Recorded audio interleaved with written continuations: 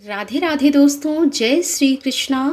धार्मिक दृष्टि से अमावस्या का विशेष महत्व है और चैत्र महीने के कृष्ण पक्ष के आखिरी दिन अमावस्या तिथि होती है। इस दिन स्नान, दान और पितृ दोष से मुक्ति के लिए धार्मिक कर्म किए जाते हैं। गरुड़ पुराण के अनुसार अमावस्या को पूर्वज अपने वंशजों के यहाँ जाते हैं और उनसे भोजन और जल ग्रहण करते हैं। पितरों की आत्मा की तृप्ति के लिए चैत्र अमावस्या पर तर्पण करना श्रेष्ठ माना जाता है। चैत्र अमावस्या के ठीक अगले दिन से ही 9 दिनों तक चलने वाले चैत्र नवरात्रि पर्व की भी शुरुआत हो जाती है और इस बार चैत्र अमावस्या के दिन साल 2025 का पहला सूर्य ग्रहण भी लग रहा है। ऐसे में आपको बताते हैं कि यह सूर्य ग्रहण कब लगेगा, क्या भारत में दिखाई देगा, चैत्र अमावस्या के दिन कौन कौन से शुभ योग बन रहे हैं, अमावस्या का व्रत और स्नान दान किस दिन किया जाएगा, किन किन चीज़ों का दान करना चाहिए और किन किन चीज़ों का दान नहीं करना चाहिए। अगर आपको जानकारी अच्छी लगे तो वीडियो को लाइक करके हमारे चैनल पर इस दिन चैत्र अमावस्या की कथा भी जरूर सुनिए। हिंदू धर्म में चैत्र अमावस्या को भूतड़ी अमावस्या भी कहते हैं क्योंकि इस दिन नकारात्मक शक्तियां बहुत ज़्यादा सक्रिय रहती हैं और इन्हीं नकारात्मक शक्तियों से बचने के लिए पूजा पाठ और दान पुण्य को बहुत शुभ माना जाता है। इस बार अमावस्या तिथि प्रारंभ होगी 28 मार्च दिन शुक्रवार को शाम 7:05 से, क्योंकि हिंदू धर्म में उदया तिथि मान्य होती है और कुछ व्रत ऐसे होते हैं जिसमें उदया तिथि के अनुसार ही पूजा पाठ या व्रत रखा जाता है। तो ऐसे में इस बार अमावस्या तिथि का व्रत और स्नान दान केवल 29 मार्च के दिन शनिवार को ही किया जाएगा और साल का पहला सूर्य ग्रहण भी इसी दिन लगेगा। भले ही अमावस्या तिथि शाम को सूर्य से पहले समाप्त हो रही है, लेकिन शाम के समय जो अमावस्या की पूजा की जाती है वह भी आपको 29 मार्च की शाम को ही करनी चाहिए।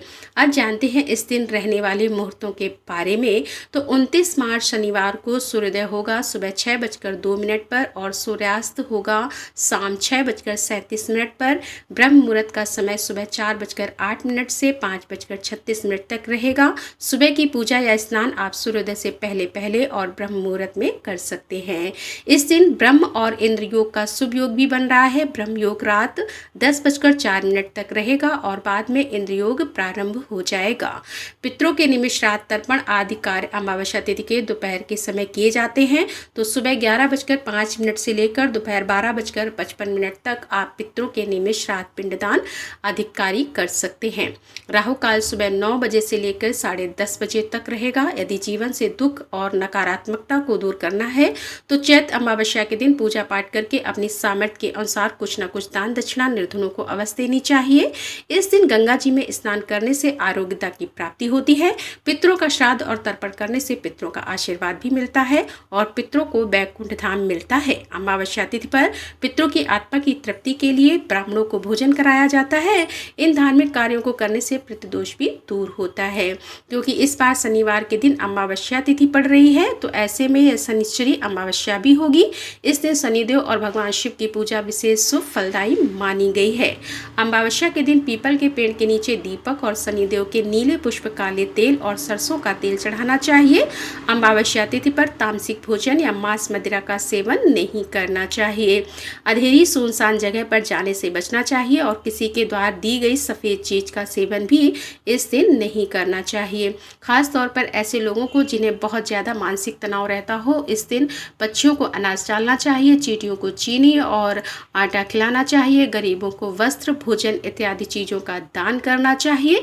काल सर्प दोष निवारण के लिए शिवलिंग पर जलाभिषेक करना चाहिए, नाग देवता की पूजा करनी चाहिए और चांदी के नाग नागिन का जोड़ा जिन्हें पूजा करने के बाद बहते हुए जल में प्रभावित कर देना चाहिए। बार क्योंकि सूर्य ग्रहण अमावस्या तिथि पर लग रहा है, लेकिन यह सूर्य ग्रहण हमारे देश में भारत में दिखाई नहीं देगा, इसीलिए इसका कोई भी सूतक या कोई भी अशुभ प्रभाव हमारे देश पे नहीं होगा।